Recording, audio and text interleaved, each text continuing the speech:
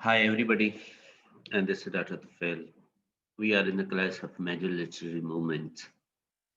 In my last sessions, I talked to literary movements, especially classicism and then romanticism at great length.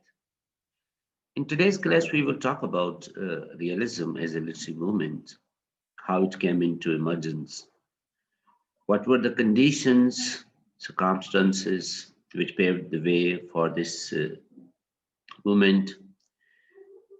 We have already discussed that every movement basically is the outcome of a different social, political, economic, religious, psychological, scientific uh, causes or reasons.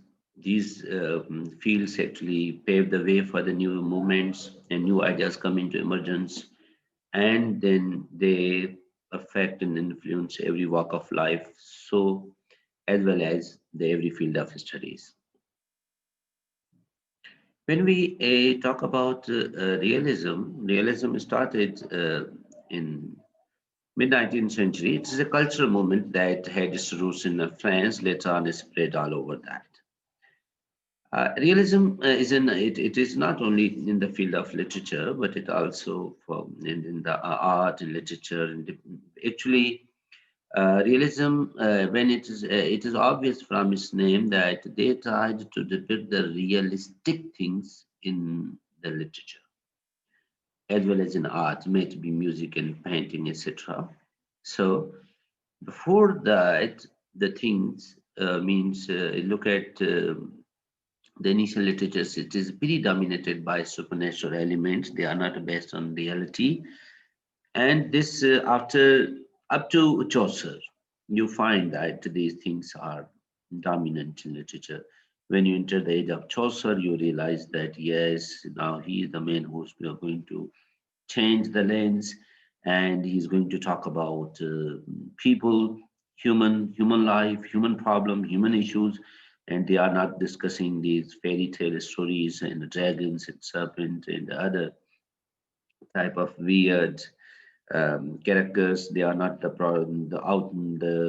point of discussion, and literature changed its lens towards human. And we have discussed the movement of humanism by Petrarch and Boccaccio, originated from Italy, which uh, uh, just changed the course of things from supernatural elements towards humanism. They said that we have talked too much about supernatural elements. Now let's come on talk about human. So it is humanism and later on these movements. Then we entered into the age of science afterwards. Reformation period is there. After Reformation, you enter the age of science. Reason is there. Intellectualism is there, and you saw that how these, particular these poets, writers who were followed this what we call neoclassicist, who simply followed the rules of the classical writers. But later on, these realistic writers, after venturing the scientific discoveries and scientific uh, outcome, science believes in a reason, science believes in a logic, science believes in observation, science believes in a fact, science believes in evidence. So, being influenced by these concepts, literature also try to talk about the things which are quite real. They are not going to us. They are not going to depict the things like a romantic were doing. So this after romanticism, as this romanticism was a kind of offshoot or reaction to neoclassicism. In the same way, this realism is one step forward from this classist romanticism approach, and we are moving forward towards this understanding. So there are different aspects in which this movement affected or influenced, like we have realistic art movement, literary realism, magical realism, social realism, even kitchen sink realism, socialist realism, theatrical realism. So in every walk of life they tried to introduce realism, and they wanted to bring the things which are real. Here you can see that this is a realistic painting by the Sav. And here, whatever the things are, means the people and their real attitudes and their real clothes and so means the things from reality are their real life that's going to portray the actual things. So they believe that instead of depicting imaginary things, the literature and art should focus on the um, reality that is made to be social, made to be economic reality, but that is a part of the society. So that should come on the surface. In literary realism, we have a part of realistic art movements that started in late 19th century France and lasted until the early 20th century. His first theorist is this Francis Champollion, and he believes it represents reality by everyday experience as they are in real life. It depicts familiar, popular people, places, and stories, primarily about the middle and lower class of society.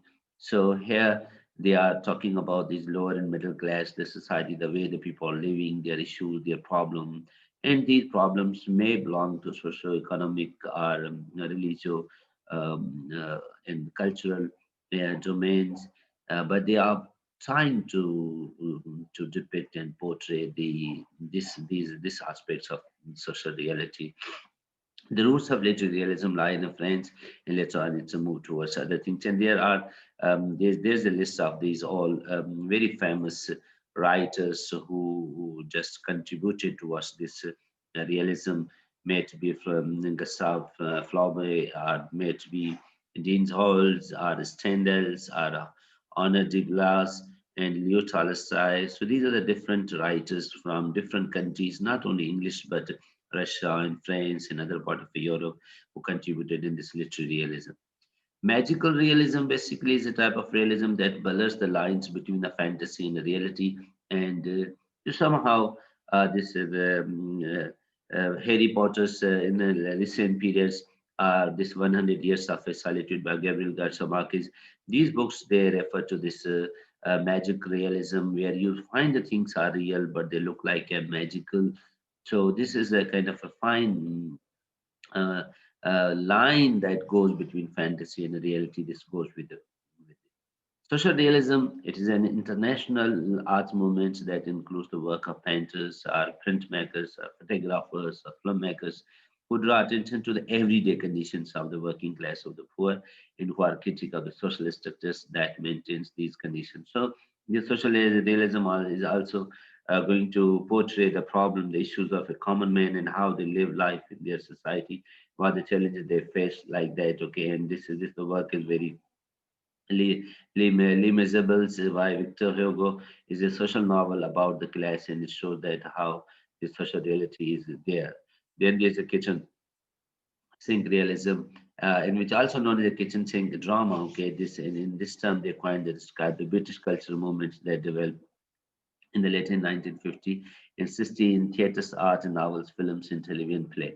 Now, it focuses the lives of the young men who spend their off hours drinking in the pubs and exploring social issues and the political controversies.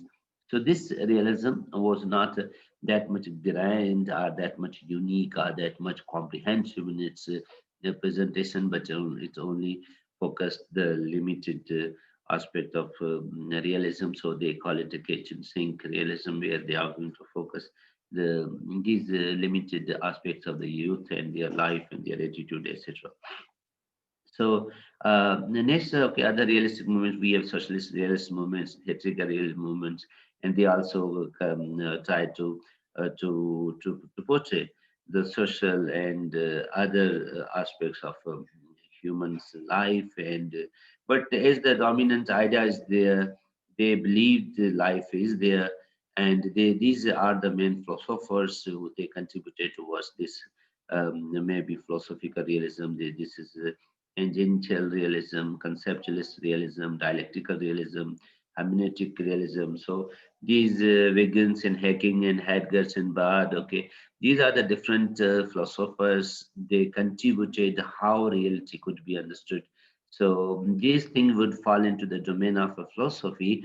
So here you understand that realism, because our prime focus is how realism is portrayed in literature, but this was not only the field of literature where this realism was going to appeal, but other fields of knowledge like philosophy, like art, like painting, like music, everywhere this was a dominant idea, and they tried to portray a reality with a different lens and with the different approaches. We have ethnographic realism, legal realism, realism, this international relationship, classical realism, neorealism, structural realism. So this this critics of realism cite that depicting reality is not often realistic. The argument is based on the idea that we don't often get what is real correctly. So, to present reality, we draw on what is real according to how we remember it as well as how we experience it. So, however, remembered or experienced reality does not always correspond to what the truth is. Instead, we often obtain a distorted versions of it that only related to what is out there and how things really are. So, this is actually a kind of a question that came into the arena, that what you call real, or what you call that it is realistic. Is it really realistic, or it's your realism, or you feel it's real, but in fact it is not? So then the way, Matthew Arnold rightly said that let us see the things as they really are. But the question remains that really things are the way you look at them. This is big. So this again become a subjective sort of interpretations to that aspects of realism. So in a literature, this was it started in the mid 19th century France, and later on it spread all over the world. It covered all these things, may it be photography, music, etc. And the subject was to root out what is called fantastic and romantic in the literature and art, to insert what is real. Now its focus is that they don't allow the excessive use of imaginations, what you found in the romanticism movement, where the imagination was free. You could produce whatever you want, you could make whatever you want. But here the case is different in saying that they wanted to insert which is real. Now this is again debatable. What is the real? You think that something is real, but the other person may contradict with you. So reality is not a completely objective phenomena, but to them, reality was a subject. What is an objective phenomena? For them, reality was objective. Even today, when we are in 21st century onwards, we don't consider that this could be uh, uh, subjective. This could be objective. Reality is subjective. This is everybody's his or her interpretations. Okay. So true realism, writer explain things without decorative language or sugarcoating. You know that in romanticism they were just going to put the languages, excessive use of imagination and excessive use of figure of speech like that thing. So these people they don't put their language in this way. They simply try to put their language in the simple words. And realism attempts to demonstrate life without romantic subjectivity, idealization. It focuses the actualities of life and truthfully teach the commonplace characters of everyday. Now, see, this is very obvious. They are not like a romantic writers. They don't believe in subjectivity. They don't idealize. They present the things what are, means a reality, which is present in the society. So the purpose of using realism is to emphasize the reality and the morality, and they believed okay. So they believe that language should be transparent, clear, they should be simple, there should be no fantasy, and they were the omniscient writers. Most often these writers they were omniscient. They knew, that first person narrative, second person narrative, third person narrative, but omniscient narrative. Omniscient narrative is that the person narrates the story, but he knows everything. Suppose he says, hero comes, hero does this, and hero does that. Hero will do this, hero will reject this. So actually, hero is not saying these things, but the narrator in the story is telling us. So these writers, they were the only omniscient narrators. They knew everything, and they were telling a story. What they wanted to create a word that seemed to real. Okay, watching in a real life on a page means their work in art and whatever the novel and stories and characters and drama they presented. They believe that this must be the outcome of the reality. Novel was is the main source of the main genre where they tried to put this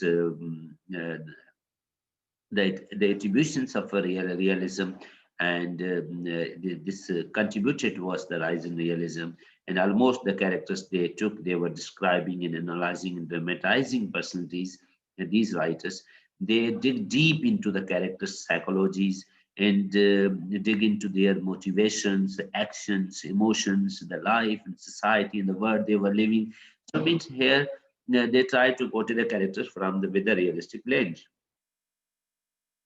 what of characters they are, how do they live, what type of personalities they have, what are their choices, what actions they do, and what are their priorities, and what type of society they live in, and what are the common values in the societies and how they live a life. So these were the basic questions what they tried to put in, and they were considered they are just a kind of social critics, and they write about the social and political conditions of the world, means social political. And you think that Dickens, Leo Tolstoy, Balzac, and Dostoevsky, they depicted economic and social inequalities of their verse, and then they tried to put the reality or to bring reality on the surface of it. So they have a special interest in the commonplace, the ordinary event of life. They don't go in something weird, something romantic, something supernatural, something beyond, or something fairy tale stories, dragon, etc. They come to the everyday, everybody's means are common life, and they define life as it really was. Okay, means their job is not to make it something sugar coated, but the reality that they take the characters from the daily life, from the common man's life or common society, and their issues are of a common man's real issues of the society. Their problems are the real problem of the society. Their questions are the questions of the real society, and their priorities, their choices, their decisions, their rejections, their motivations, which are common in the society. So the characters present in the art and the literature produced under the umbrella of realism, they carry their sense, they have these traits of the realism, and their real life is portrayed through the works of arts, painting, music, etc., and literature as well. So they were all the novels and all the works, it is their setting is a nature. Realism is situated with truth and depicted life in a society as they really were. So focus is mainly on the present issues and the truth from now rather than the past or fantasy. No use of imagery or figurative languages like a simile and metaphors. So they simply use the simple language and ordinary language. Again, the main task of using this ordinary language was that it should be comprehensible, it should be simple, and their characters were of a normal human being. Their problems were the problem of the common societies, and they tried to criticize the social, economic, political conditions of the world. And their values were individuals, highly developed characters in their novels. Characters are often more important than plot. Here, they are not going to give that much importance to plot, but the characters is important realism, because character is the real person and how they live life and what were their challenges and problem and condition. That were the main concerns which appealed them. Okay, and here's the one example of a reality where the mentor says that a father asked his son that if he has mixed the colored crumbs with the red chilies and coriander. The son responded positively. The father again asked if he has mixed water with milk and used up oil with the fresh cooking oil. The son replied in affirmation. The father asked the son, hurry up and get ablution. They were getting late from joining the congregational prayer. So means this is the reality of real aspects of the society. And here you can find that and it's couplet from Sindhi poetry. Chapande chatiu zaban te morum kuchun dakatum chinyan tu chatu sahmi sadma andar me udma दुखन में दी ये रोन में रातूं दिखाया केड़ियों लतीफ तो काम बुधाया केड़ियों बिरहे जो बातों means the what is going on in your society that is being portrayed here, and this is from in other aspects of realism from Sindhi poetry where you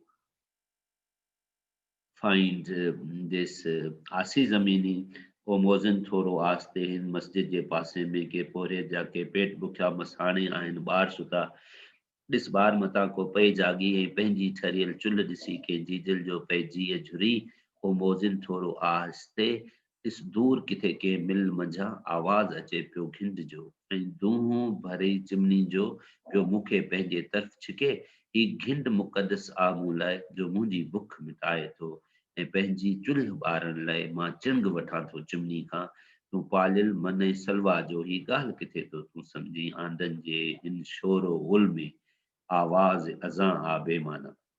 So means again these are the things, and here is another stories how this lava is, and in a short 100 words, and he has represented the society how these people who are killed in this terrorism and these things will go. So the literature that presents the reality as it is and tries to show us the real aspects of life, we call it realism. And this movement predominantly appealed to the people when they started to write about the realities and the real issues of the society and the world. But later on, these naturalist poets, naturalist people, there came the movement to reaction to realism. There was a naturalism, and in the next class we will talk about naturalism. So naturalism, they parted their way with the realism because they believe that no, what you call a reality is not independent, because the reality is just subject to certain conditions. So it is environment, it is nature that is going to fix certain conditions, and whatever is happening here, that basically is outcome of a nature. So they deviated from this stance of realism towards the naturalism. And in the next class we would talk about naturalism. Thank you very much, and wishing you all the best for the next class. Please keep working at your own till that we are able to meet together in our routine classes. Thank you very much.